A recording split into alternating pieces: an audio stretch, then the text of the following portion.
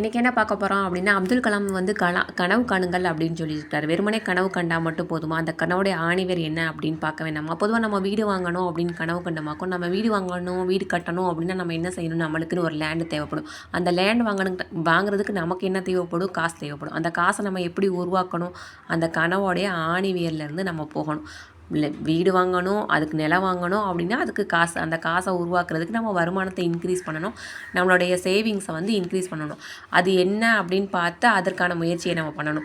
நரிக்கூட ஒரு 4 தடவை முயற்சி பண்ணிட்டு தான் சீச்சி இந்த பழம் புளிக்கும் அப்படின்னு சொல்லி போணுச்சு. எந்த முயற்சியுமே பண்ணாமல் வெறும் கனவு மட்டும் கண்டுட்டு நம்ம போனால் அப்போ நரிக்கு நம்மளுக்கு என்ன வித்தியாசம் இருக்குது? ஸ்டாப் திங்கிங் ஸ்டார்ட் டூயிங் அப்படின்னு சொல்லுவாங்க.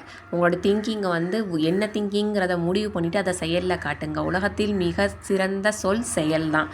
அதை வந்து செய்ய ஆரம்பிச்சிட்டாலே போதும்னு உங்கள் கனவை நீங்கள் வந்து அச்சீவ் பண்ணலாம். இந்த வீடியோ பிடிச்சிருந்தா லைக் பண்ணுங்கள். பிடிக்கலன்னா கண்டிப்பாக டிஸ்லைக் பண்ணிடுங்க.